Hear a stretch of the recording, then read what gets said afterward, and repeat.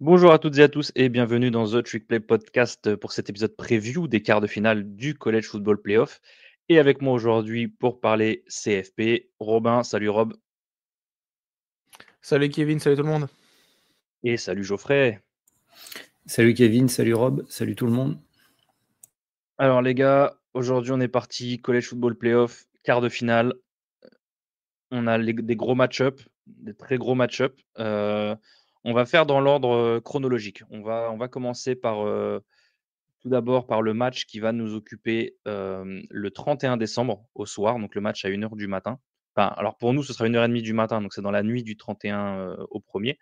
On va commencer avec le numéro 6 Penn State contre alors la tête de série numéro 3 Boise State qui se retrouve au Verbo Fiesta Bowl. C'est à Arizona le Fiesta Bowl, si je dis pas de bêtises, dans le stade des Cardinals. Ouais, c'est ça. C'est ça. Donc, Nittany Lions, Broncos pour ce Fiesta Bowl. Les gars, sur le papier, match déséquilibré en faveur de Penn State. C'est normal, parce que Boise State est donc le représentant du groupe of five. Geoffrey, je vais te donner la parole en premier. Qu'est-ce que tu penses pour ce match? C'est un match qui va être déséquilibré, surtout que Boise est un peu unidimensionnel en attaque. Donc Penn State, ils vont pouvoir se concentrer sur la défense à la course. Et puis derrière, Madsen, quand on le force à lancer les ballons, il n'a pas montré de grandes capacités. Il a été bon en complément de Ashton Genty. Mais si une grande partie de l'attaque repose sur lui, parce que le jeu au sol va très probablement avoir du mal face à la defensive line de Penn State pour ouvrir des brèches pour Genty, ça va être difficile. Même si c'est le leader en CFB en yards après contact et que je crois qu'il a plus de yards après contact que n'importe qui a de yards en college football à la course cette année, ça va quand même. C'est pas les mêmes gabarits que ce qu'il a affronté toute l'année. Il y a eu le match d'Oregon où il a fait 200 yards, mais c'était Oregon du début de saison. Il y avait peut-être encore un petit effet surprise de la part de Boise. Là, il n'y a plus de surprise possible et je pense que Penn State, c'est le genre de match qu'ils aiment bien. Ils sont favoris, ils vont dominer physiquement. Donc là-dessus, je pense que ça va être compliqué pour Boise. Rob, Penn State, ça nous parle vu que c'est le dernier match qu'on a vu en tant que fan d'Oregon. C'est le dernier match des Ducks. Qu'est-ce que tu penses de cette équipe de Penn State et est-ce que tu penses que cette finale de Big Ten est représentative et est-ce que tu penses qu'ils peuvent rester sur cette lancée du match contre Oregon et du premier tour contre SMU? Mais tu sais, je l'avais dit lors du récap du premier tour des playoffs, je trouvais que Penn State n'avait pas été impressionnant en attaque contre SMU. Au contraire, c'était assez mou, je trouvais. C'est juste que SMU courait après le score en ayant lancé 2 pick six, donc c'était compliqué. Mais j'ai pas trouvé Penn State incroyable lors de ce premier tour des playoffs, surtout à domicile. J'ai trouvé honnêtement Penn State beaucoup plus fort contre Oregon. Et voilà, on peut dire ce qu'on veut de Penn State là, en termes d'attaque, en termes de gros matchs, puisque James Franklin, d'habitude, il a un peu plus de mal dans les gros matchs, mais là, contre SMU, il a été bon, et même Penn State a été bon contre Oregon. Je pense que la qualité première de Penn State, c'est la défense, et la qualité principale de Boise State, c'est forcément l'attaque, comme l'a dit Geoffrey. Mais là, tu te retrouves avec un match-up qui est, je trouve, trop déséquilibré à mon sens en termes de défense, puisque voilà, tu te retrouves avec une des meilleures défenses contre la course au pays, avec probablement l'un des meilleurs joueurs défensifs dans le top 5 de loin des meilleurs joueurs défensifs, avec Abdul Carter, qui va pouvoir aller se focus sur la course et en troisième et longue aller chercher Madsen. Voilà, il y a un vrai challenge pour Boise State d'un point de vue passe, et je pense qu'ils vont absolument verrouiller la course. Ils vont mettre 9 gars dans la box et ils vont demander à Madsen de lancer 30 fois dans le match. Et là, je pense que ça va mettre la limitation forcément de cette équipe-là. Et Penn State, pour moi, est largement favori. Et ça se voit, hein, les analytiques ESPN, ça donne 65% de victoire, enfin de match-up prédicteur 65% de victoire pour Penn State. Et si le jeu de course n'arrive pas à s'installer, c'est fini pour les Broncos. Mais j'espère qu'on aura un match qui sera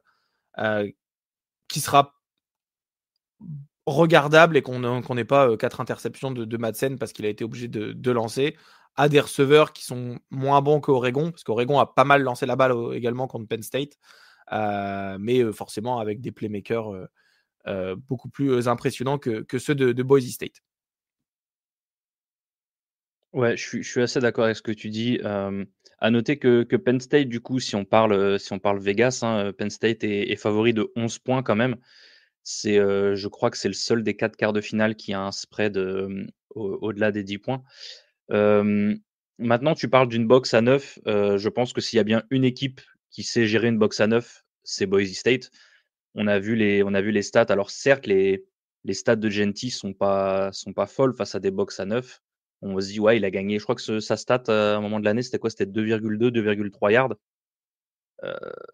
Rendez-vous compte quand même ce que c'est une box à 9. Ce qui veut dire qu'il y a 9 des 11 défenseurs qui sont dans la boîte, qui sont dans un espace condensé, on va dire, de 7 yards de large sur 3 yards de profondeur. Et le mec arrive quand même à prendre du terrain positif en moyenne. Maintenant, je pense que Boise, effectivement, ça risque d'être plus avantageux pour eux d'essayer de spread un peu le terrain. Parce que si tu essaies de condenser les formations contre Penn State, si tu leur laisses leur base package, ils ont trop de bons backers, trop de bons D-line, il faut essayer de les spread, il faut essayer de laisser un peu d'espace dans la boîte à Genty. Et après, effectivement, si leur game plan, c'est de se mettre, de garder 6 ou 7 dans la boîte et de jouer cover 1, cover 0 contre tes receveurs, là, effectivement, il faudra que je parle sur un personnel 10 avec 4 receveurs, par exemple, hein, ou 4 mecs qui sont pas dans la boîte offensivement. Le but, ça va être de gagner des 1 contre 1 ou de profiter des trous dans la zone. Moi, honnêtement, je pense que c'est ça. Je suis Penn State, c'est je match, je veux cover 1, cover 0. Et comme tu disais, le but, c'est de shut down Genty. Tu vis avec les 3-4 grosses courses qu'il va avoir. Mais tu sais que physiquement, tu es là. Et je pense que ça va être un peu de la même à l'inverse, entre guillemets, côté. Enfin, non, plus ou moins la même chose, on va dire, pour Boise. Ce qui veut dire shut down le run game de Boise State, mais pas pour les mêmes raisons. Dans le sens où faire lancer à l'arbre mais il faut que tu shut down Singleton et Kaytron Allen parce que si tu les laisses courir sur toi et qu'ils te font. On a vu le match contre Oregon, tu peux pas te permettre d'avoir ces gars-là qui sont à 7, 8, 10 yards par course parce que derrière, tu pourras pas tenir. Et je maintiens ce que je dis depuis le début de ces playoffs. Je l'avais dit pour Indiana, je l'avais dit pour SMU justement contre Penn State. Tu peux pas te permettre de commencer un match n'importe comment. Ce qui veut dire que de commencer le match par 2 pick six ou quelle que soit la manière dont tu prends les TD, mais commencer un match 14-0, quand tu es underdog comme ça, c'est mort. Tu peux pas jouer une équipe comme Penn State, c'est une équipe qui est build, qui vit pour être devant au score et ne pas courir après le score. Il faut que tu marques rapidement ou il faut que tu sois collé et que tu puisses prendre l'avantage à un moment ou à un autre. Si tu es down 14-0, je vais pas dire que le match est déjà fini, mais pas loin. Et je finirai juste sur James Franklin. On parle de son incapacité, entre guillemets, dans les grands matchs. Ce qu'on appelle les grands matchs, c'est contre les grosses équipes.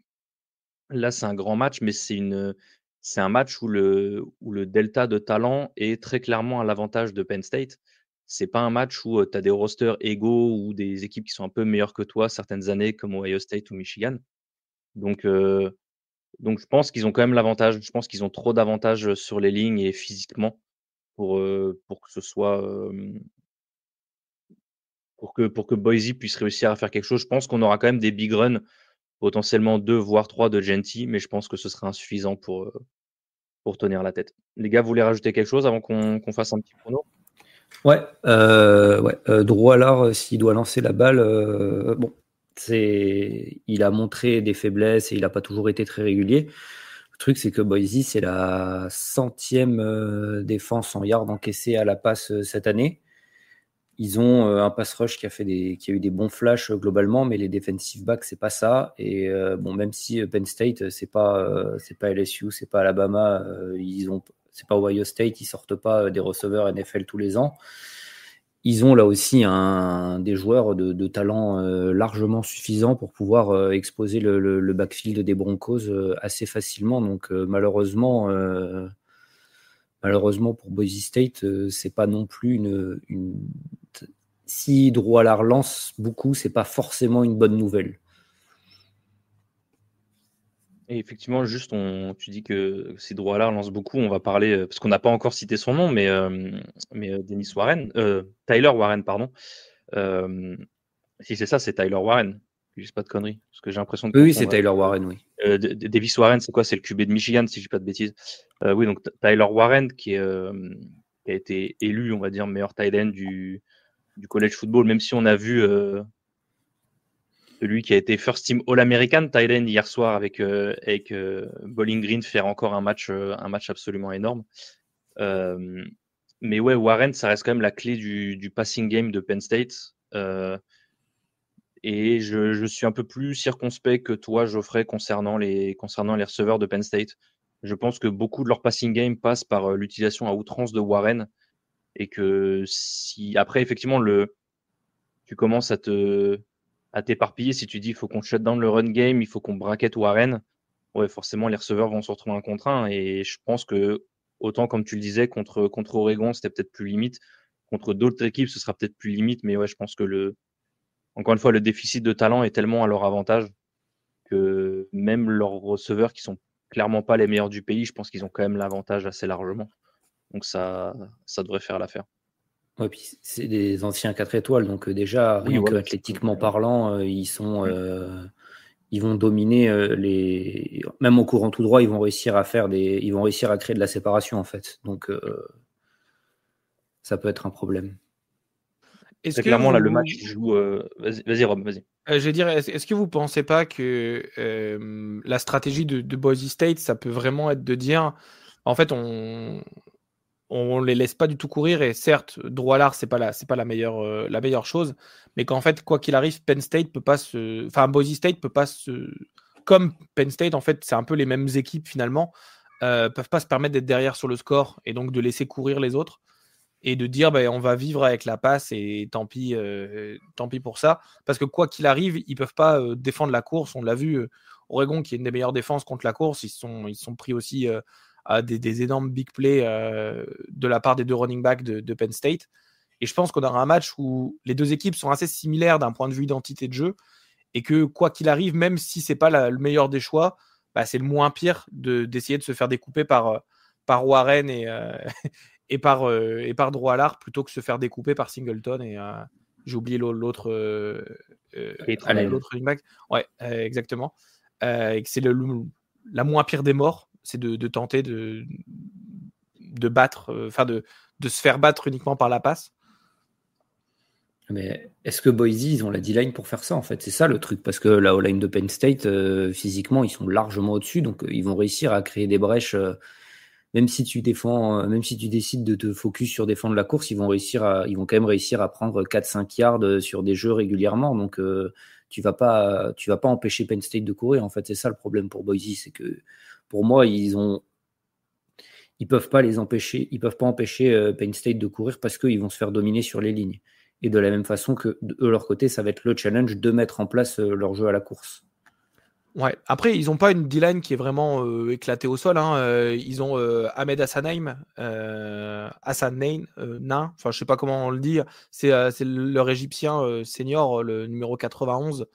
C'est Adem Hassanin, quelque chose comme ça. Ça fait partie des gars qui mettent le plus de pression aux équipes, et même contre Oregon, il avait été vraiment disruptif.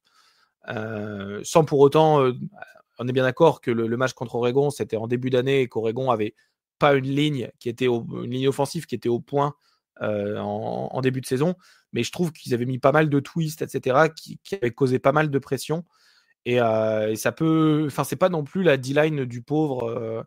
Ils ont quand même des joueurs de qualité, mais effectivement, est-ce qu'ils ont des joueurs extrêmement forts et avec un niveau de talent similaire à la O-line de Penn State?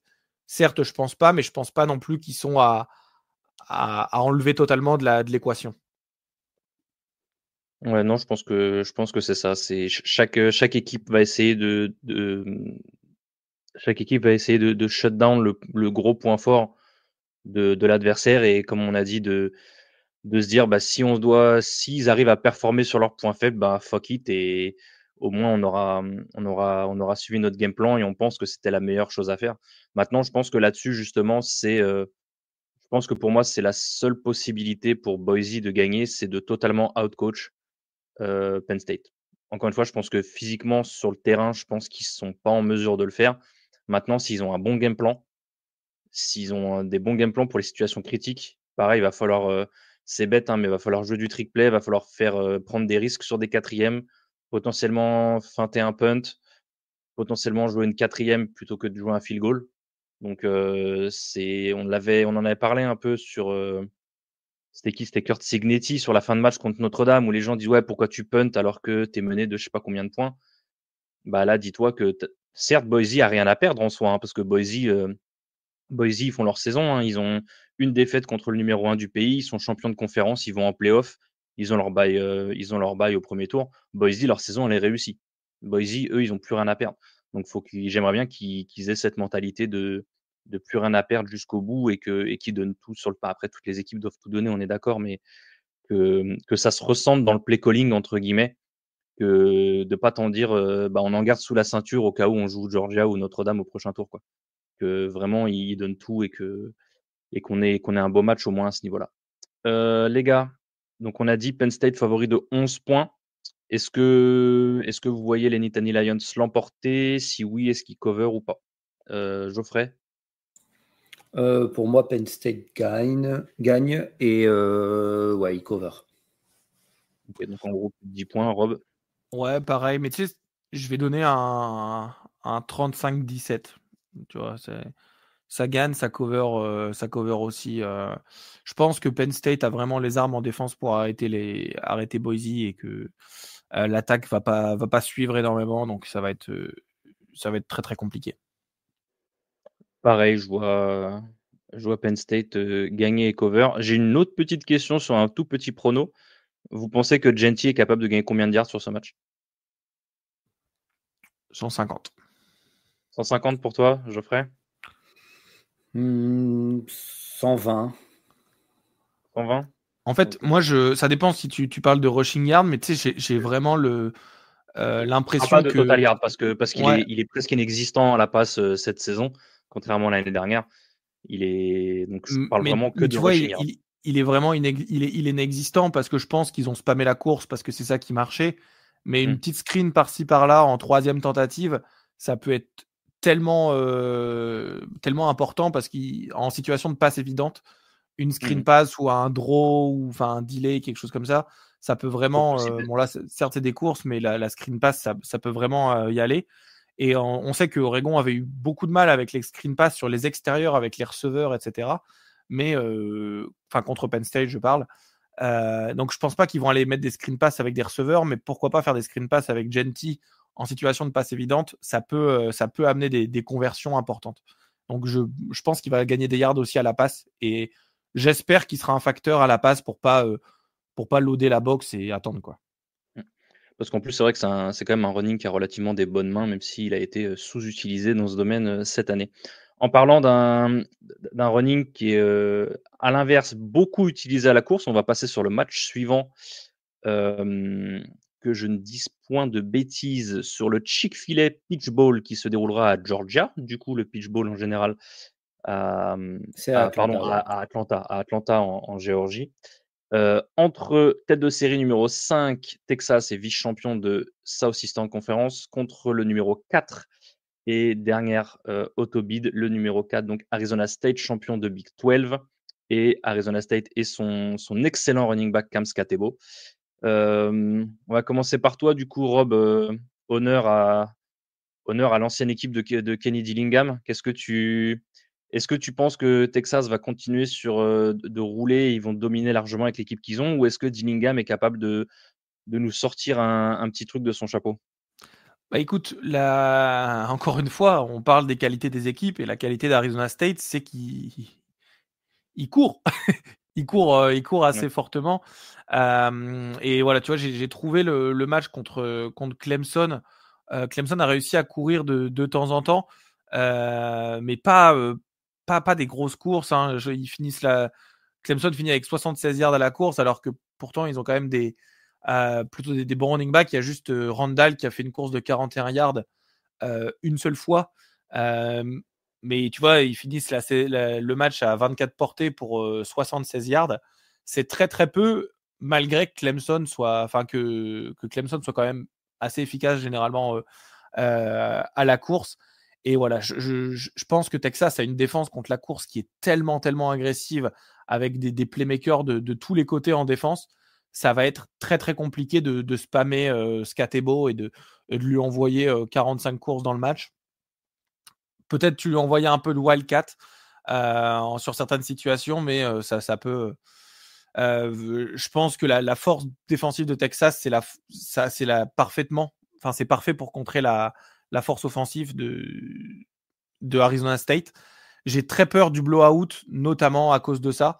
Et il va falloir être très créatif, je pense, sur le play calling. Et j'ai pas de problème avec Kenny Dillingham sur le fait qu'il sera créatif et qu'il va en mettre dans tous les sens. Mais il va falloir être dominant autre part, et que Leavitt soit un vrai facteur pour ça.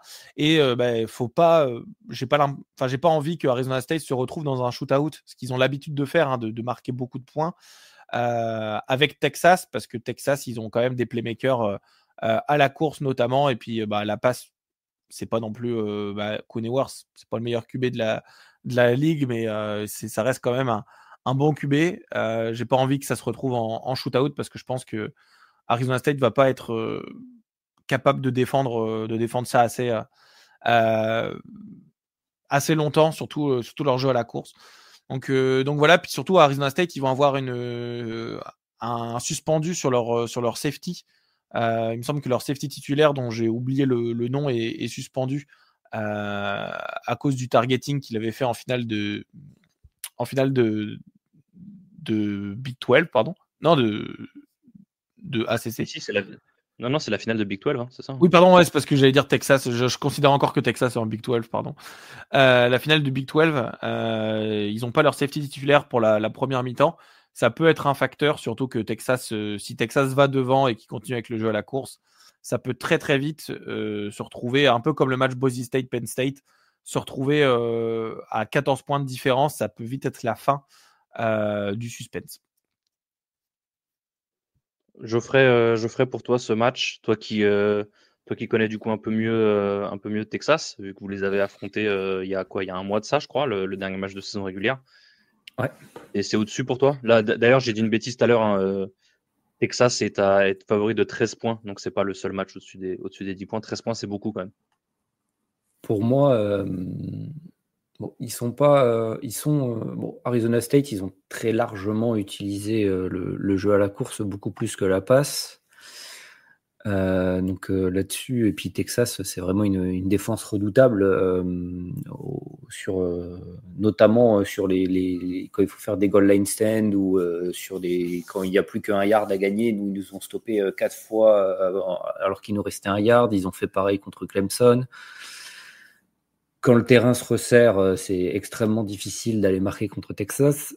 Pour moi, je pense la clé du match, ça va être Jordan Tyson. Est-ce que le très bon receveur d'Arizona State, hein, qui est sur une saison à plus de milliards et 10 touchdowns, il va réussir à faire la... Il est out, hein, Jordan Tyson, il est out saison. Il a le bras cassé, je crois. Ah merde, j'avais raté cette info-là. Ouais, il a manqué la finale de Big 12 déjà, et à moins qu'il soit revenu, mais en plus là, des prévus que j'ai écoutés, non, il est pas là, c'est pas lui qui. Ah, j'avais raté ça. Oui. Le receveur numéro 1, c'est littéralement le numéro 1, c'est Xavier Guillory. Ouais, mais il a fait un bon coup, match contre Iowa State. Ouais, mais bon, ça change beaucoup de choses quand même.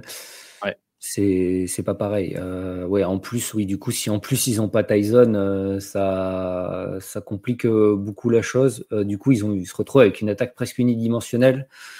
Un peu comme nous contre Texas. Nous, on n'a pas mis un seul point du match. Alors, il y a eu des choix.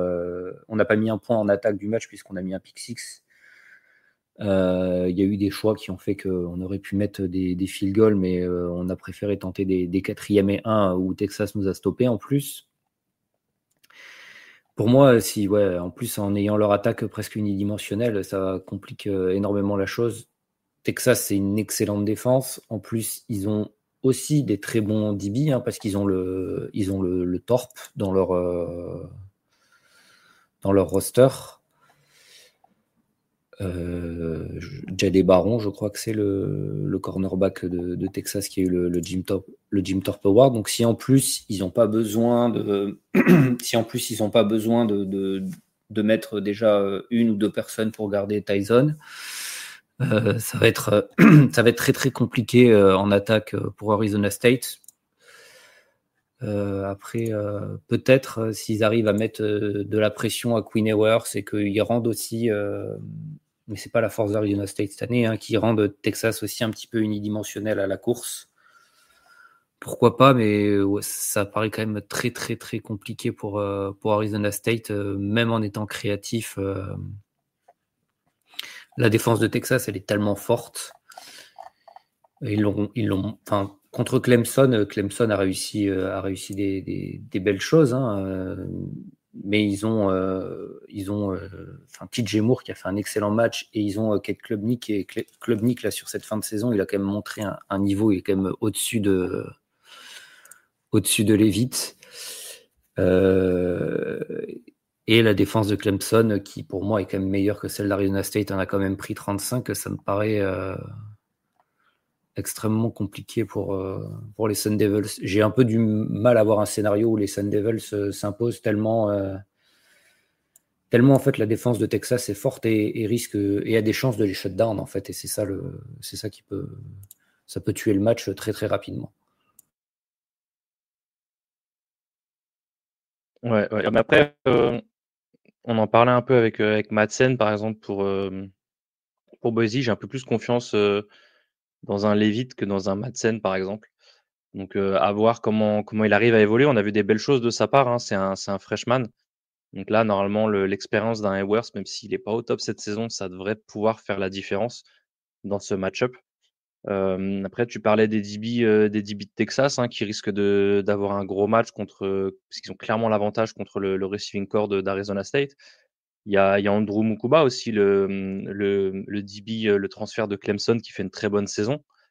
Et après, à voir le statut des blessures. On a vu que Wisner s'était blessé contre Clemson. On a vu que le tackle droit s'était blessé aussi, donc je ne sais pas forcément où ça en est. On aura peut-être des nouvelles sur la fin de semaine sur le début de semaine prochaine avant les matchs. Donc, faudra suivre ça aussi, même si je pense qu'on a vu quand c'est Jayden Blue qui a pris le relais de Quintrevon Wisner, il a quand même marqué un TD de 77 yards, donc c'est pas non plus le poste où on a le plus de soucis à se faire, on va dire, pour Texas. Mais pareil, je pense que Texas reste quand même au-dessus, et j'ai un peu de mal avec Arizona State. Je trouve que c'est une équipe un peu trop gimmicky, on va dire. Il y a certains moments où si jamais ils réussissent pas un trick play ou un jeu à la con, un truc comme ça, ils vont pas forcément prendre l'avantage. Et je pense que ce qu'ils ont plus ou moins réussi à faire cette année, où ils arrivent à courir à outrance avec Scatebo, où lui donner vraiment 30-35 touches dans le match, je suis pas sûr que ce soit suffisant pour un adversaire comme Texas. Maintenant, maintenant j'adore Dillingham, j'adore Scatebo, j'adore Arizona State, j'adore ce qu'ils font avec le programme. On parle des retournements de situation à Colorado, à Indiana, mais ce qui s'est passé à Arizona State, c'est quand même assez incroyable aussi. Donc forcément, c'est un programme pour lequel c'est un programme qu'on a envie de supporter, mais je pense que là, la marche risque d'être trop haute. Maintenant, Texas, pour moi, c'est un peu comme Arizona State. C'est dans le sens où c'est pas des équipes où quand tu regardes le calendrier, tu te dis ouais, ils ont un calendrier vraiment difficile. Je pense que Texas a gagné, on va dire, les matchs qu'il devrait et a perdu les matchs qu'il devrait. Maintenant, je pense qu'Arizona State fait partie des équipes que Texas doit battre. Donc, tu vois, j'ai dit à peu près la même chose sur Penn State. Je pense que c'est ce genre de programme qui gagne ce genre de match en fait et qui les perdent pas. Donc voilà, je donnerais quand même la primeur à Texas. Maintenant, je pense pas que Texas cover. Je pense que s'il cover, c'est sur une fin de match après un fumble ou un pick six ou un truc comme ça en fin de match qui fait qu'il cover. Mais sinon, je verrais bien un petit 31-21 ou quelque chose comme ça. Les gars, votre prono pour ce match? Moi, je pense que ça cover. En fait, je trouve Texas vraiment fort en défense. Et leur attaque, si elle clique, il y aura pas de problème. Et leur défense, elle va tenir écarté Arizona State du match tout le temps. Donc, ça va amener des erreurs, des punts, etc. Puis, on sait que Kenny Dillingham, c'est le type de personnalité à être assez, on va dire, à se laisser emporter avec des situations spéciales, à se dire, il faut que je mette le trick play maintenant, etc. Il faut que je mette le fake punt, il faut que je mette telle ou telle chose. Et ça, je pense que ça va causer des problèmes où Dillingham ou le coaching staff en général va se dire, ok, c'est maintenant que je dois le faire parce que je veux changer le momentum, et que si Texas se fait pas surprendre, ça peut tout de suite tomber à l'eau et partir dans l'autre sens. Donc je pense que Texas cover et de loin, surtout avec une place pour aller jouer à Dallas leur demi-finale de championnat universitaire.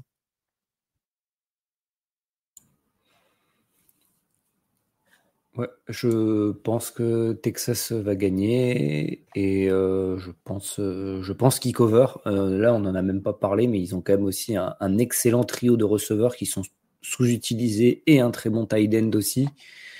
Donc, ils sont même pas obligés de forcer sur le jeu à la course, même si Quinn Ewers n'a pas été toujours rassurant.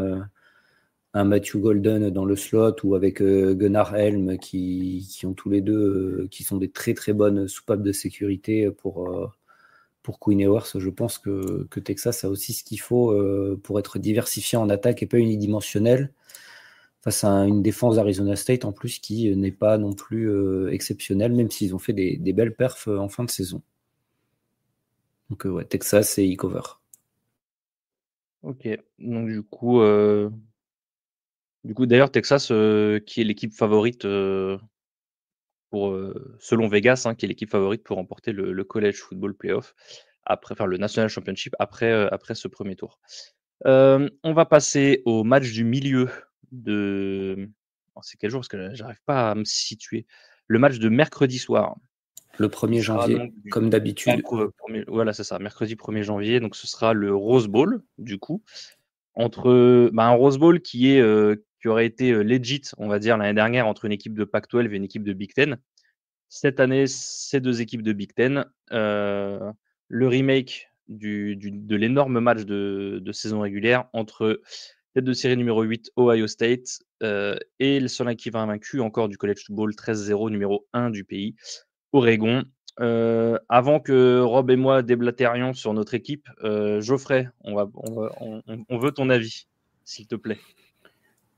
Je vois un match, de toute façon, à l'image du match de saison régulière, je vois un match extrêmement serré. Des deux côtés, la défense d'Ohio State est un petit peu meilleure que la défense d'Oregon. Oregon, par contre, a l'avantage en attaque.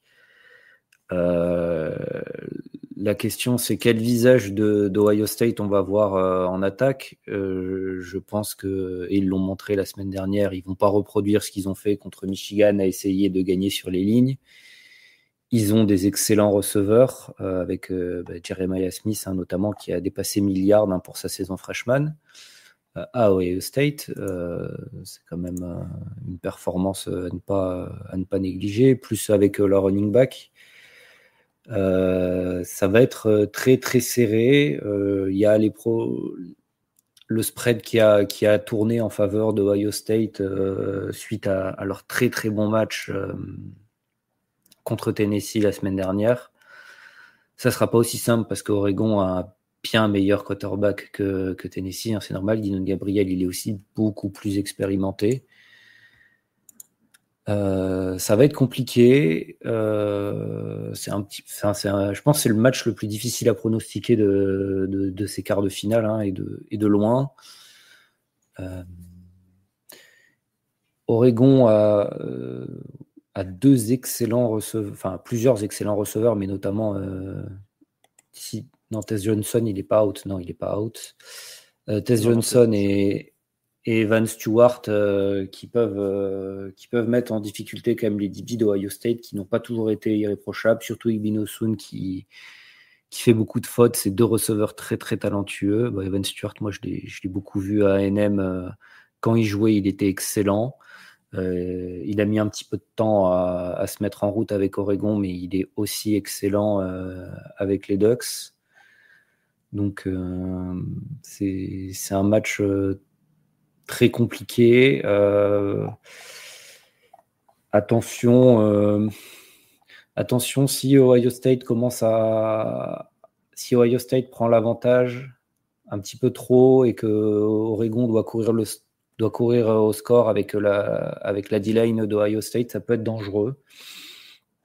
Mais je pense pas que c'est un match où il y a une équipe qui va mener assez rapidement de plus de 2 touchdowns. Donc si je dois donner je donnerai mon prono à la fin, mais je dirais léger avantage à Oregon, mais c'est très difficile à pronostiquer. Rob, du coup, cet avantage pour Oregon léger que donne Geoffrey, on le retrouve pas forcément dans les pronos, hein. Ohio State qui a commencé favori de 1 point, qui l'est maintenant de 2,5. Et sur le match-up predictor, ils sont à 53,6. Après le match de cette saison, comment tu sens les deux équipes? Je sais qu'Oregon a réussi à rester invaincu. Ohio State ils ont un peu cette dualité. C'est pour ça que je pense que c'est aussi difficile de prédire Ohio State, parce que les 2 dernières images que les gens ont, c'est leur pire match de l'année contre Michigan, suivi de leur meilleur match de l'année contre Tennessee. Donc, comme disait Geoffrey, on ne sait pas forcément quel Ohio State va se pointer. Et c'est peut-être là c'est peut-être là l'avantage qu'a Oregon, c'est que si Ohio State est dans un mauvais jour, parce qu'on sait que dans un bon jour, effectivement, ils peuvent taper n'importe qui de 30 points, quoi. Comment dire, c'est très très dur de battre deux fois la même équipe dans une saison régulière. Pour preuve, il y a que 3 équipes qui ont battu Ohio State 2 fois dans la même saison. C'est des équipes de Division 3 aujourd'hui,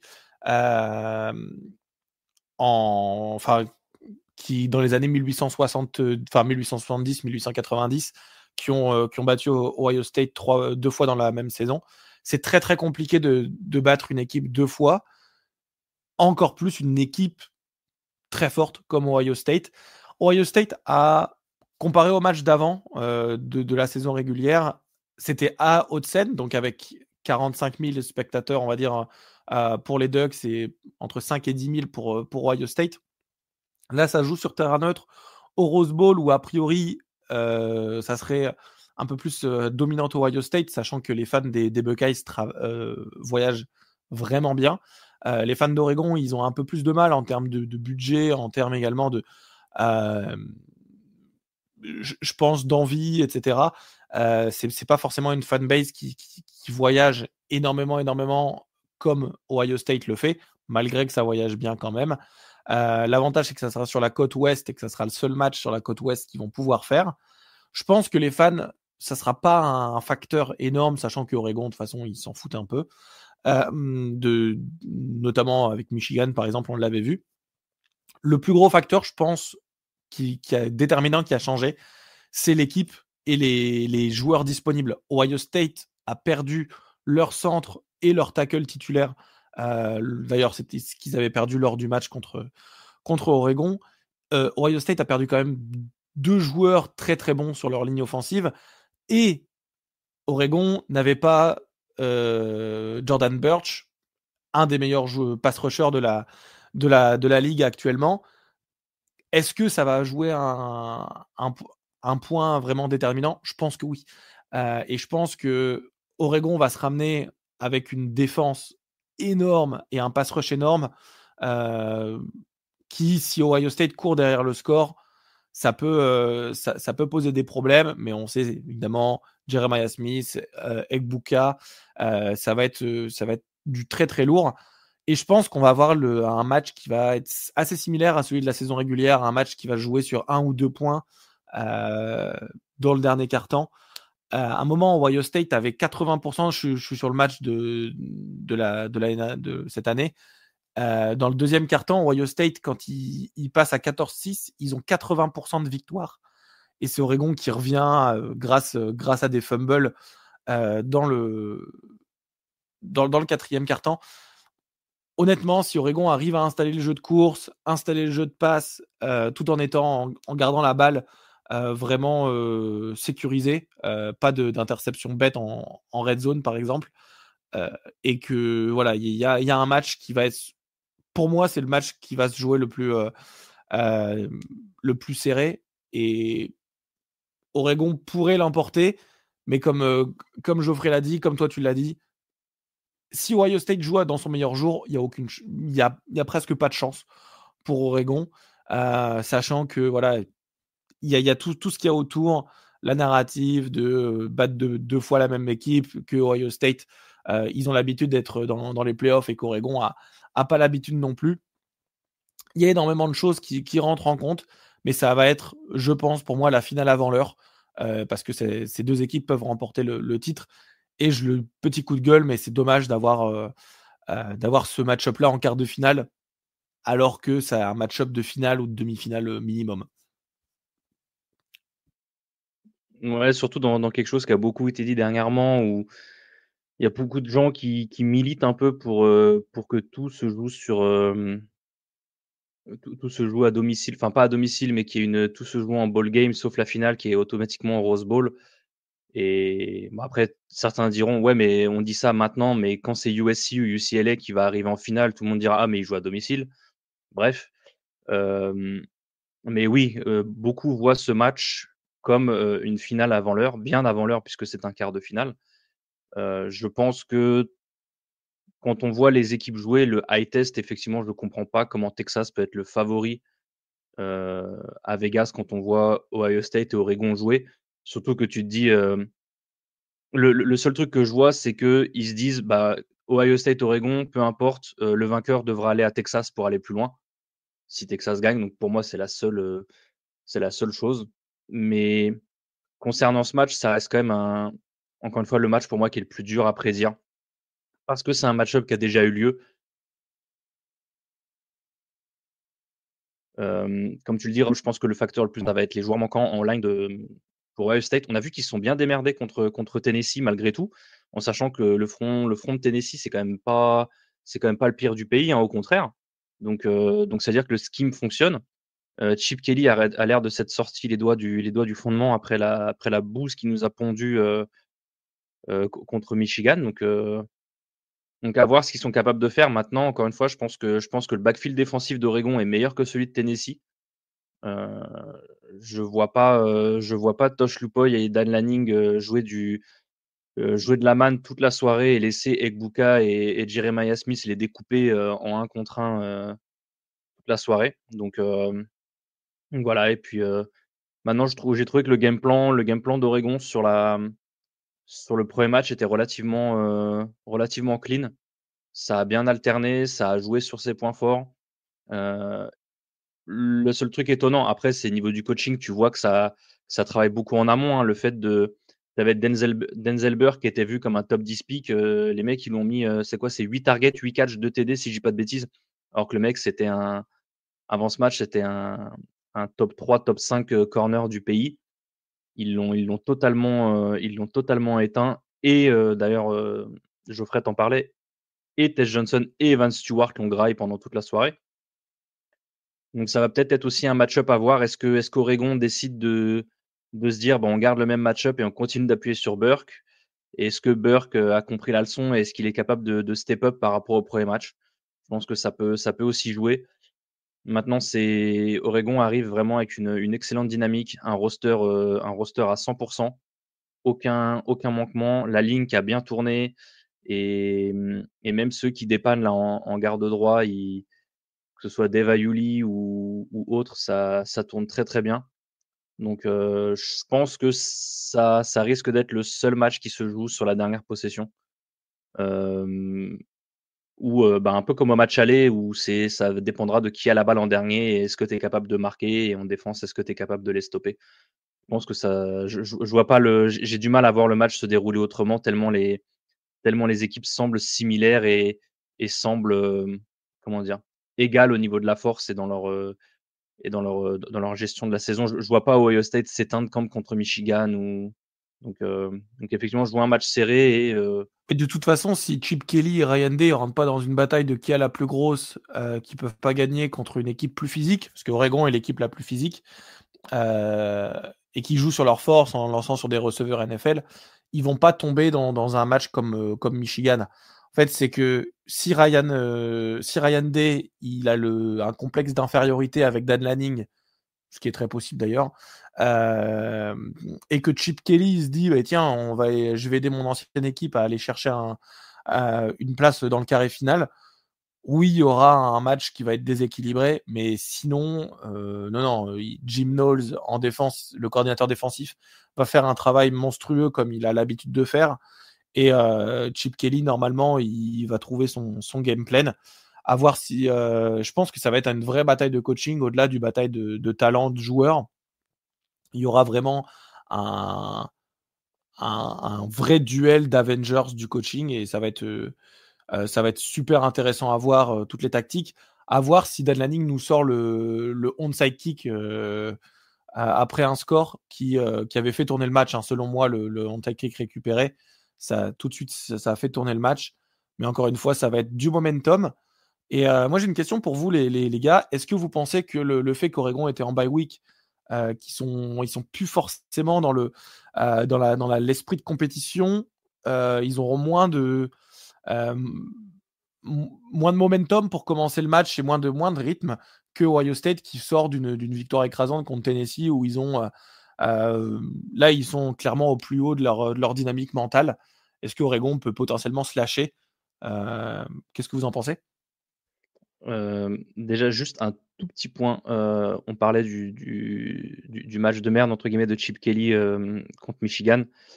Faut noter que Jim Knowles fait clairement son moins bon match. Il a un game plan qui a pas du tout payé contre Oregon au match aller. C'est ça aussi qui a fortement aidé Oregon.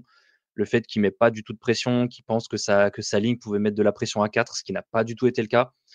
C'est quelque chose qu'il a réglé depuis et qu'il va falloir prendre en compte aussi. Donc ça va changer. Maintenant, sur le coup de la bye week, même si je pense qu'Ohio State a relativement dominé assez tranquillement son match contre Tennessee, ils ont quand même pris des coups, ils ont quand même joué un match de 60 minutes. C'est pas négligeable. Là, ils vont voyager à travers le pays, ce qu'Oregon a dû faire 3-4 fois dans l'année. Donc, ils vont devoir se taper un déplacement sur la côte ouest. En plus, c'est un ball game, donc ce qui veut dire qu'il faut se déplacer plus tôt parce qu'il y a tout ce qui entoure les festivités du ball game. Donc, comment dire, t'es pas avec ton schedule de game week habituel. Donc, là-dessus, je pense que les deux équipes seront plus ou moins sur un pied d'égalité. Et maintenant, je pense aussi que le coaching staff d'Oregon, pas forcément Dan Lanning, mais même tous les gars qu'il a autour, sont assez performants.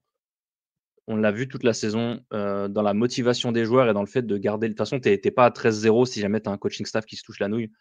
Je pense qu'ils sont assez performants dans le fait de garder les mecs focus avec une mentalité 1-0. On gagne ce week-end et on repart sur une saison d'un match. Tu vois, c'est vraiment cette mentalité-là pour que peut-être qu'ils seront peut-être un peu rusty, on va dire. Je vois peut-être potentiellement un début de match, peut-être un peu genre le premier ou deuxième drive où tu te dis, ouais, ok, il fallait qu'ils prennent un taquet et vas-y, maintenant c'est reparti. Mais je pense pas que ce facteur de ne pas avoir joué pendant, c'est 28 jours sans jouer, hein, si j'ai pas de bêtises. Non, c'est peut-être un peu moins parce qu'ils ont joué la finale de conf. Mais je pense pas que c'est un si gros impact que ça. Je pense qu'au contraire, vu la saison qu'ils ont eue, vu la fin de saison avec les 8 semaines d'affilée, dont 3 matchs, à l'autre bout du pays, je pense qu'au contraire, ça les a fait du bien. Là, ils arrivent vraiment frais. je vais pas dire que c'est un nouveau début de saison pour eux, mais presque en fait, parce que normalement, tu n'as pas cette opportunité d'avoir presque un mois sans football. Donc, je pense qu'au contraire, ça va leur faire énormément de bien. Geoffrey, pour toi, qu'est-ce que tu penses de ça? C'est un peu difficile à dire après, parce que sur les anciennes versions des playoffs, les deux équipes ne jouaient pas toutes les deux pendant un mois, donc là-dessus, elles étaient sur un pied d'égalité. Et c'est vrai qu'il y a des matchs qui tournaient très rapidement, en faveur d'une équipe ou de l'autre, mais ça, de toute façon, c'est le football. Hein. Si une équipe mène de 2 scores, l'autre équipe derrière doit prendre plus de risques, et si les risques ne payent pas, ça devient vite catastrophique. L'avantage d'Oregon, c'est qu'ils arrivent frais, ils n'ont pas de joueurs qui arrivent avec des petits bobos, etc. À moins qu'ils s'en soient fait en practice, c'est du football, donc c'est possible, mais bon, c'est jamais la même intensité qu'un match. Ohio State, ils arrivent, ils sont gonflés à bloc. En plus, il y avait eu beaucoup ça avait beaucoup parlé avant le match, comme quoi Tennessee, ils arrivaient en conquérant parce qu'il y avait énormément de fans qui voyageaient, etc. Du côté du horseshoe. Un truc qui a été vu pendant le match et qui pour moi n'est pas forcément très très bien. Les mecs d'Ohio State, ils étaient déjà en train de célébrer à la mi-temps du match. Il y avait un mec qui fumait un cigare sur la sideline, etc. Enfin, ils ont quand même, ils ont le match contre la meilleure équipe du pays à l'heure actuelle, l'équipe classée numéro 1 une semaine après. Ryan Day est expérimenté, lui les playoffs il les a fait pratiquement tous les ans, il a déjà joué au moins une finale, si ce n'est 2, je ne sais plus exactement. Dan Lanning, c'est ses premiers playoffs, hein, ça reste un head coach extrêmement jeune. C'est un match avec énormément d'enjeux. Le plus gros enjeu pour Oregon depuis 2014 est la finale que vous aviez perdue contre Ohio State, si je ne dis pas de bêtises. Exactement. Mais c'était Urban Meyer, le head coach à l'époque. Ça, c'est des paramètres, on peut en parler, mais ça reste extrêmement difficile de savoir ce qui se passe. Dan Lanning, d'un côté, des préparations de un mois, il en a fait plusieurs quand il était defensive coordinateur avec Kirby Smart. Donc il sait aussi, et il a vu, Kirby Smart, c'est en termes de head coach et de gestion de son programme sur le terrain, il y a des choix des fois qui sont notamment en attaque, mais ça c'est pas forcément son rayon, mais en tout cas sur la gestion du programme, etc., c'est toujours c'est au sommet de ce qui se fait dans le college football. Donc je pense que Oregon va être prêt et que pour moi on peut en parler un peu, mais j'ai l'impression que c'est un peu un non-facteur dans ce match. Ce qui peut jouer peut-être, c'est la pression pour un coaching staff du côté d'Oregon qui est quand même très jeune, là où Ohio State, c'est un coaching staff extrêmement expérimenté. De toute façon, c'est le match le plus dur à prédire, hein, on l'a dit, et ça reste vrai. D'ailleurs, c'est aussi ça reste le Rose Bowl, en plus entre deux équipes qui historiquement l'ont joué, donc c'est le match le plus attendu de ces quarts de finale. Le coup de l'onside kick, Ohio State, ils se sont fait avoir une fois. Je ne pense pas qu'ils se feront reprendre une deuxième fois avec un onside kick qui suit un score à un moment où ce n'est pas habituellement le cas. De toute façon, ils vont être prêts à tout ça. Et tout à l'heure, Rob, il a dit, c'est Kevin qui a dit Jim Knowles, c'était son plus mauvais match. C'est le seul match de la saison où ils ont encaissé plus de 17 points, hein, le match contre Oregon. Donc, je pense que Jim Knowles, ça fait une semaine qu'il regarde non-stop les tapes du match contre Oregon et qui va préparer ça pour que ça n'arrive pas à nouveau, qu'ils ne reprennent pas 30 points.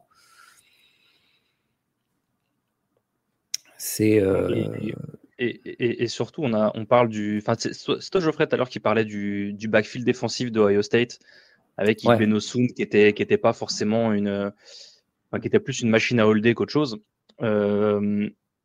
Je crois qu'avoir vu la stat après le match contre Tennessee, ça fait, en fait, c'est depuis le match d'Oregon, ça fait 7 matchs qu'ils n'ont pas encaissé le moindre touchdown à la passe. Ouais.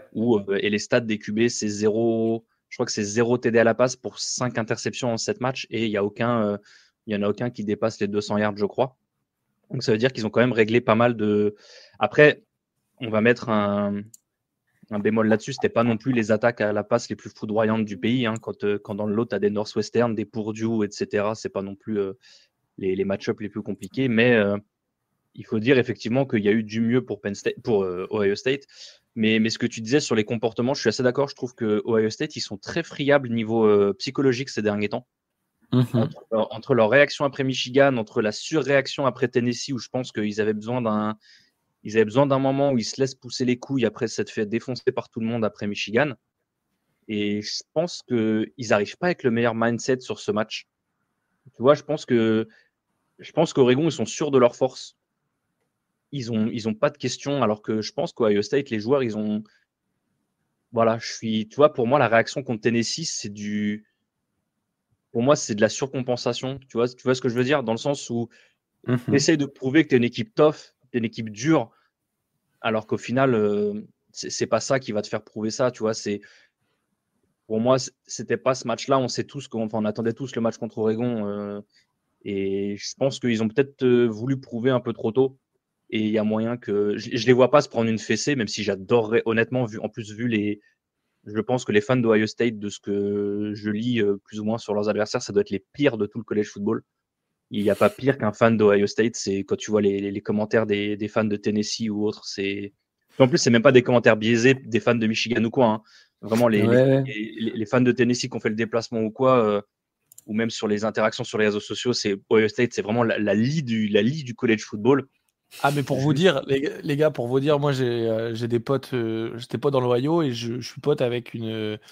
Enfin, quand j'étais en famille d'accueil, mon frère d'accueil, il va se marier avec une meuf de l'Ohio qui supporte Ohio State. Et quand elle arrêtait pas de trash talk avant le match Oregon-Ohio State, moi je disais rien en mode ouais, on va voir, on va voir. J'ai juste dit alors ce match, je lui ai envoyé alors ce match à la fin de quand Oregon a gagné. Elle m'a dit ouais, t'es des invités du mariage. À quel point la fanbase, elle est salty. Mais tu sais, elle m'a toujours pas réinvité là. Bah, t'es toujours pas invité, Rob. Je suis toujours pas réinvité en fait. Hein. Je suis toujours pas réinvité. Mais c'est pour vous dire à quel point la fanbase elle est toxique et c'est une des pires fanbases du pays.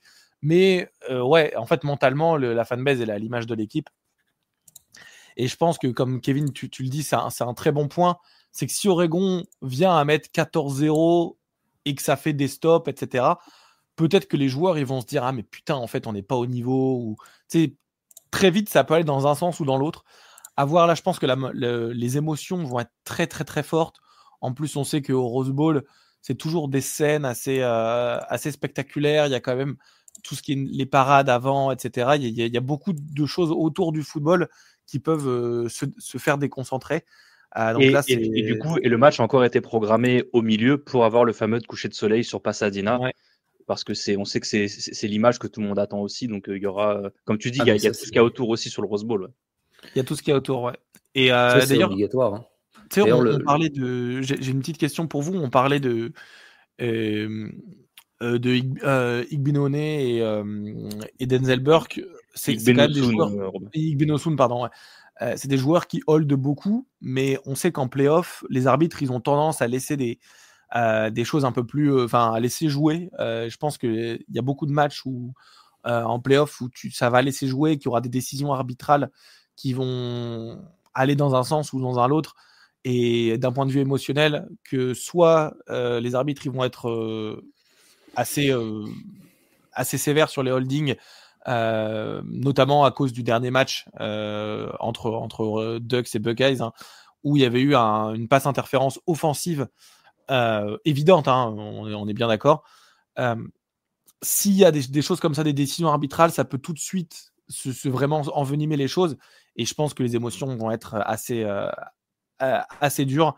Et je pense qu'au-delà de l'aspect sportif, c'est l'équipe qui gérera le mieux ses émotions qui va le gagner.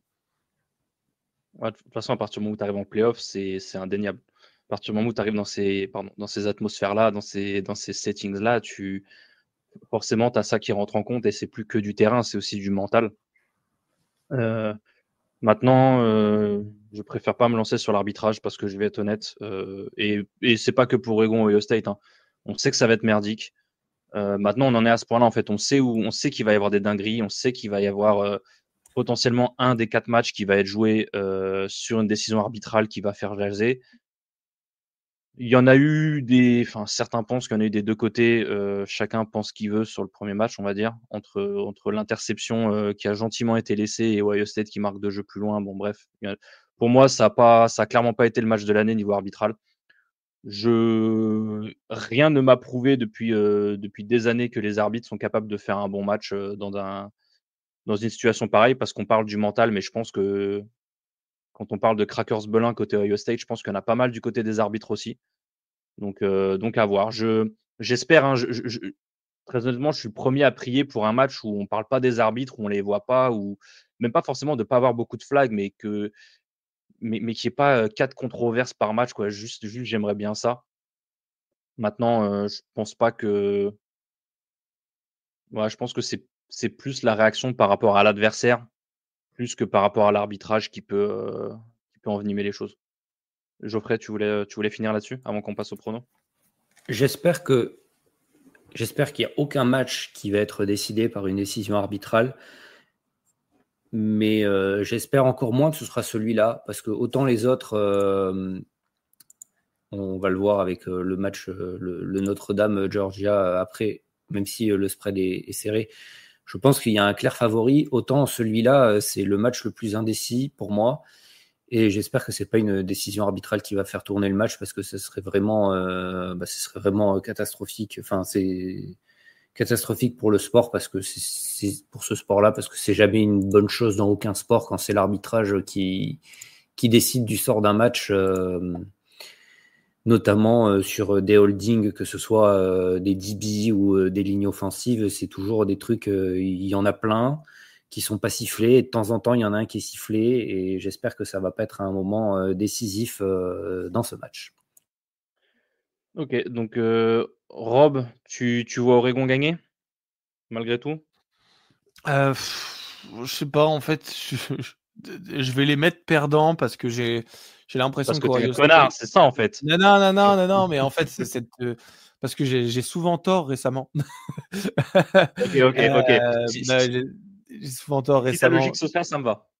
Non, en fait, ma logique, c'est que c'est très dur de battre deux fois la même équipe, que Ohio State est une équipe totalement différente de ce qu'on a vu et qu'Oregon, enfin, ce que Ohio State a montré contre Tennessee, c'était tellement différent de ce qu'ils ont montré auparavant, à la fois contre Michigan, mais également contre Oregon, et qu'ils risquent d'avoir quand même pas mal de momentum pour commencer le match.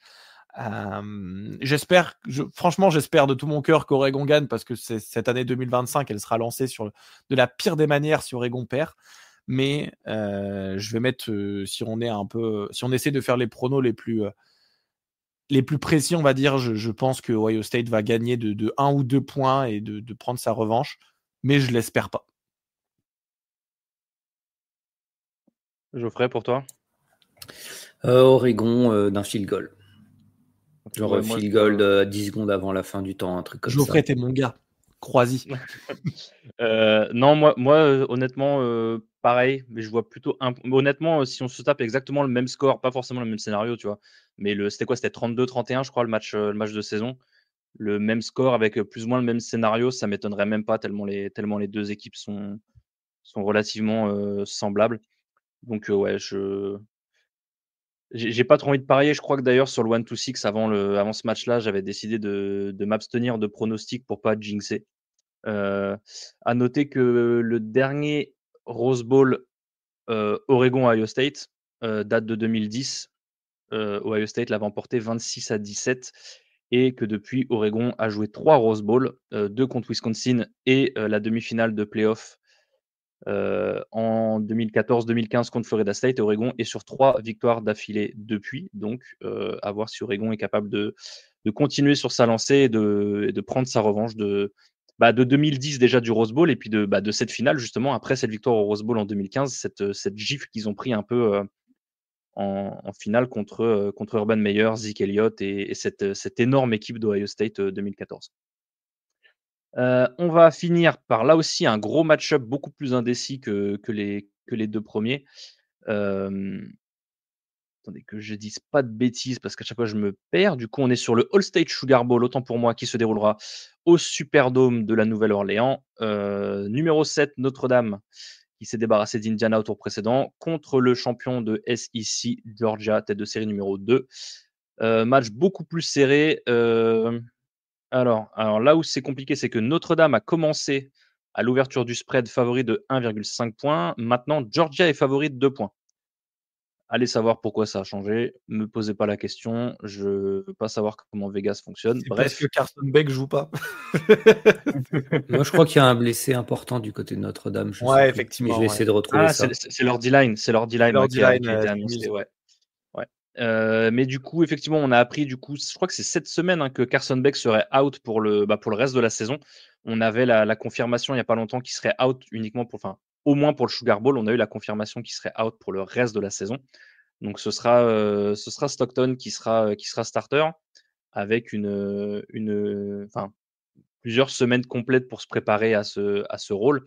Est-ce que vous pensez que c'est suffisant pour laisser le reste de l'équipe de Georgia faire le travail ou est-ce que vous pensez que Notre-Dame continue encore une fois, sur la dynamique qu'ils ont depuis cette défaite contre Northern Illinois, cette défaite honteuse contre les Huskies et que ils continuent d'écraser un peu la concurrence? Pour Vas-y, Jo. moi, là, ils affrontent le meilleur adversaire qu'ils auront affronté de toute la saison, hein, et d'assez loin. Notre-Dame, ils ont eu un calendrier par la force des choses qui n'a pas été fantastique, hein, puisque Florida State n'était pas bon, USC n'était pas bon. Donc en fait, leur dernier match, ils ont affronté Texas A&M tout au début de la saison, puis Indiana la semaine dernière, mais ils ont, dans les deux cas, ils ont assez rapidement dominé les matchs défensivement. Pour moi, ce qui me fait peur pour Notre-Dame, c'est qu'ils sont un peu unidimensionnels en attaque. Et si tu es unidimensionnel face à une défense de Kirby Smart, avec une D-line qui a le talent de la D-line de Georgia, ça me semble extrêmement compliqué de réussir à mettre en place un jeu offensivement. Georgia, ils ont des problèmes en attaque. Mais bon, Carson Beck n'est pas là, c'est Gunnar Stockton qui va jouer, qui n'est pas un coureur lui non plus, hein. Mais c'est vraiment cette partie-là qui me fait peur, c'est que, en fait, je pense que ça va être un match serré en termes de score parce que les deux attaques ne sont pas bonnes, ça assez clairement. Enfin, ne sont pas bonnes. L'attaque de Notre-Dame est meilleure que l'attaque de Georgia, à mon avis, mais elle est unidimensionnelle et contre Georgia, c'est pas quelque chose qui va bien se passer. Donc, je pense que ça risque d'être serré en termes de score, mais moi, je donne quand même un avantage assez important à Georgia, surtout qu'ils ont quand même quelques playmakers en attaque, des receveurs qui peuvent faire la différence, même si Notre-Dame a aussi d'excellents DB de ce côté-là. Moi, c'est vraiment l'attaque de Notre-Dame qui me fait peur. J'avoue que j'étais relativement satisfait, on va dire, du match de Riley Leonard contre Indiana. J'ai trouvé alors encore une fois, ils n'ont pas eu besoin de forcer, de sortir de leur zone de confort offensivement. Mais si on enlève cette première passe, hein, si je dis pas de bêtises, je crois que c'est sa première passe qui se fait intercepter, j'ai trouvé que c'était relativement propre. J'ai bien aimé comment ça utilisait les RPO. Je pense qu'il va falloir que leur système offensif, il passe par ça aussi, d'essayer de se donner des match-ups favorables avec de la run passing option. Maintenant, on peut rigoler ou pas, de la manière dont on veut sur l'absence de Carson Beck. Je pense que ça reste quand même un gros coup parce que Beck, jusqu'à sa blessure, il s'était bien remis cette saison. Il était revenu sur des bonnes bases et on retrouvait un peu le Carson Beck qu'on attendait en début de saison. Donc je pense que c'est vraiment un downgrade, après c'est forcément, hein, tu passes au QB2, ça arrive très, très rarement où tu as un upgrade à ce niveau-là. On parle pas de l'époque, Tua, Hurts, Bama ou des choses comme ça, hein. Mais, je pense vraiment que ça reste, clairement pour moi le facteur X, c'est même pas Riley Leonard, c'est, Stockton. Pour moi, tout le match va passer par est-ce que Stockton est capable de jouer et de se reposer, on va dire, sur son équipe, ou est-ce qu'il leur tue le match? Tu vois, moi, je serais pas étonné de voir un match de Stockton un peu comme, le match de Kevin Jennings, d'SMU contre Penn State. Un truc où il leur coûte le match, où il fait des boulettes, pour moi, ce serait pas je vois pas Georgia lui mettre autant le match en main, on va dire, que ce qu'SMU était obligé de faire avec Kevin Jennings. Mais je pense que la supériorité, supposée de Georgia, on va dire, sur le papier, je pense qu'elle sera pas peut-être pas suffisante pour compenser le fait que, tu es un QB2 sur le terrain, quoi. Donc, moi, tu vois, je verrais bien Notre-Dame, malgré leur absence en D-line, effectivement. Mais, et encore une fois, je me répète, hein, c'est parce que j'ai pas envie de si Oregon va au bout, j'ai pas envie de jouer Georgia à Atlanta. À noter, hein, d'ailleurs que, ah non, je dis des bêtises, le Peach Bowl, c'est un autre game. Mais, donc Georgia est pas à domicile, mais, Georgia, enfin, ils sont pas à domicile, mais, voilà, Nouvelle-Orléans, Georgia, c'est pas non plus le déplacement le plus long qui soit dans le sud des États-Unis. Donc, ils auront quand même un avantage au niveau spectateur, mais je vois Notre-Dame, je trouve que c'est assez solide Notre-Dame pour faire quelque chose de pas mal et créer la sensation et sortir Georgia. Rob, pour toi, qu'est-ce que ça donne sur ce match? Mais l'absence vraiment de la ligne, leur starting defensive line, hein, c'est Riley Mills. Je pense vraiment que ça impacte le match plus que ce qu'on va penser, puisque Notre-Dame, avec Riley Mills, ils sont 46e, je regardais un peu, ils sont 46e contre la course, c'est la 46e meilleure défense contre la course en stats avancées, hein, et je pense que Georgia va vraiment focus sur le jeu à la course, notamment avec leur O-line qui est quand même assez performante, et surtout ils vont vraiment je pense spammer le jeu à la course. Surtout que Gunnar Stockton, certes, on a parlé du fait que c'est pas un coureur énorme, mais c'est quand même un coureur. Il sait quand même courir. Et je pense que oui, certes, il y a l'aspect QB numéro 2, mais c'est un QB numéro 2 qui est là depuis 2022 à Georgia, qui a connu l'attaque, il n'est pas là en mode c'est un one year remplaçant parce qu'ils ont pris un transfert de n'importe quel JUCO. C'est un gars qui connaît l'attaque, c'est un gars qui a joué cette année. Ils étaient derrière un Texas, il me semble, lors de la finale de SEC. Il a réussi à faire gagner Georgia. Donc certes, il n'a pas fait le snap final et c'est Carson Beck qui l'a fait. Mais au-delà de ça, voilà, le jeu à la course va vraiment dominer. Ça va libérer Gunnar Stockton sur certaines décisions. Ils vont jouer certainement un peu de RPO où il va pouvoir aller mettre une petite slant, une petite fade par-ci par-là s'il voit que la défense lui donne. Mais ça va globalement jouer de la course, surtout que la défense de Notre-Dame, ça va être pas super contre la course. Il y a une vraie chance que le match se termine vite parce que les deux attaques vont courir beaucoup et pas trop passer. Si jamais vous avez de quoi prévu à la fin vous allez pouvoir dormir assez tôt à la fin de la journée, je pense. Et grosse perte pour Notre-Dame. Riley Mills, je pense que ça va faire pencher la balance du côté de Georgia. Et je vois Georgia gagner par un plus 14 points, on va dire. Je ne sais pas, le spread, c'est un plus 2. Moi, je vois vraiment un gros écart à plus 14. Parce que voilà, je pense que le jeu de course, ça va vraiment dominer. Et que, comme vous l'avez dit tout à l'heure, hein, Kirby Smart contre une attaque unidimensionnelle, c'est du pain béni pour eux. Et Stockton, ça fait un mois là du coup qu'il a des reps à l'entraînement en QB1.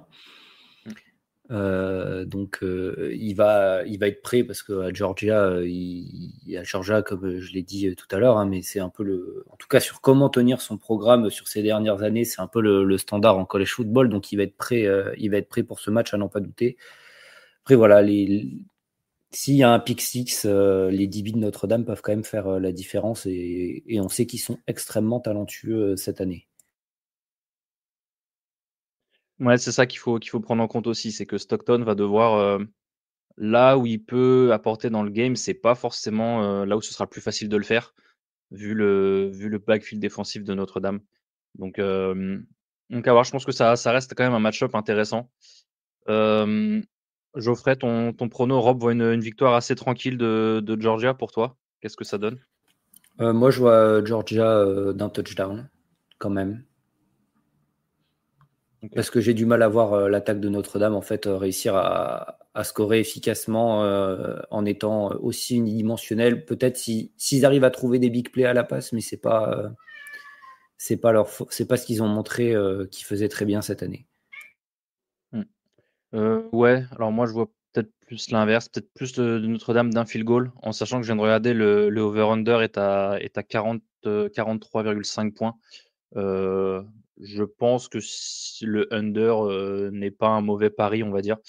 Moins de 44 points, moins de 43 points du coup cumulés pour les deux équipes, ça me paraît. Moi, tu vois, un match qui se finit avec les deux équipes à moins de 20 points, comme l'a dit Rob, un match rapide entre guillemets, tellement ça va courir, ça m'étonnerait pas du tout. Donc, je vois bien un quelque chose genre 20-17 pour Notre-Dame. Donc, voilà, je vois plus. Je pense que voilà, du coup, je suis le seul de nous trois à avoir Notre-Dame. Je pense qu'à part Gus dans le podcast, je dois être le seul à avoir Notre-Dame gagné. Donc voilà. D'ailleurs, on lui passe le bonjour, hein, Gus qui devait être avec nous, mais qui est malheureusement indisposé, un petit peu malade. Et donc, on lui souhaite d'ailleurs bon courage pour son match. Les gars, vous avez une dernière chose à dire pour ces quarts de finale avant qu'on clôture? Ouais, petite dernière stat quand même, Notre-Dame, même contre Indiana, et ils n'ont pas eu le meilleur jeu au sol non plus, parce que si on enlève la course de 98 yards de Jeremiah Smith, ils ont fait moins de 100 yards à la course en 34 tentatives. Donc, et la D-line de Georgia, c'est un autre niveau. Donc, moi, ça reste un sujet d'inquiétude pour moi. Et après, s'il y a des blowouts, notamment Boise State, ça ne veut pas dire qu'ils ne méritent pas leur place en playoff. Le fait de mériter sa place en playoff, ça se joue sur la saison régulière, pas en commentant après le résultat des matchs de playoff. Ouais, juste c'est Jeremiah Love, le running back. Oui, Jeremiah Love, c'est ça. On a tellement parlé de Jeremiah Smith à Ohio State. Mais effectivement, je suis d'accord avec Geoffrey. Faudrait remettre en perspective les bye week, tout ce qui s'est passé avec les bye week en bid automatique pour les champions de conférence, les mieux classés. C'est vrai que si Arizona State, Boise State, même Oregon, Oregon, ça va, ils méritent. Mais même toutes les autres équipes méritent. Mais il y a des risques de blowout. Donc forcément, ça peut causer un vrai problème. Encore une fois, parce que c'est ESPN qui diffuse et c'est ESPN qui gère une narrative honteuse sur ces choses-là. Donc j'espère que quoi qu'il arrive, on aura, même s'il y a des blowouts, on ne jugera pas sur ça. Mais en tout cas, regarder les matchs, ça va être super sympa. Et à noter, hein, il y a beaucoup de gens qui se plaignent. Depuis 2014, il n'y avait que 4 équipes en playoff. Regardez les résultats des demi-finales. Vous verrez qu'il y avait beau avoir que 4 équipes, c'était pour la plupart des champions de conférence Power 5. Il y avait quand même des blowouts, donc vous inquiétez pas. C'est pas, il y a certaines années, c'était dur de dire que. Alors, je sais plus qui avait aussi. C'était Washington à l'époque qui est allé en playoff, qui s'était fait taper.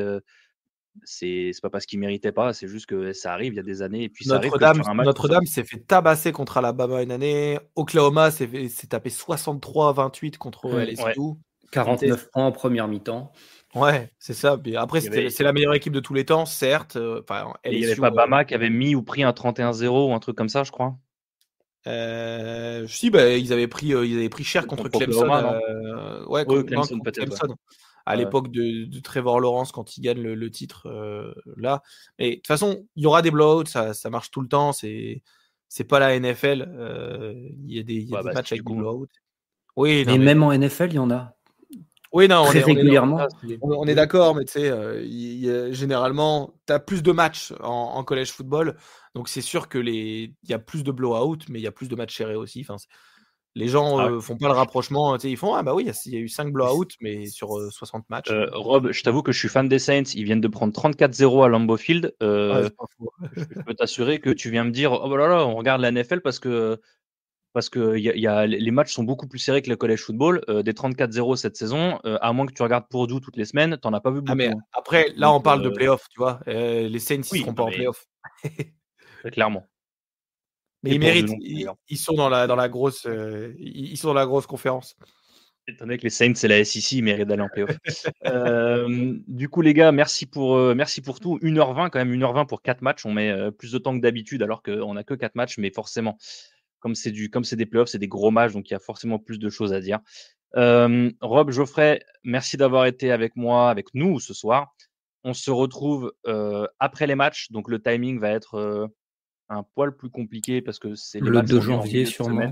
Voilà, donc sûrement le 2 ou le 3 pour un récap de ces quarts de finale et ensuite preview des demi-finales et ainsi de suite jusqu'à la fin de la saison.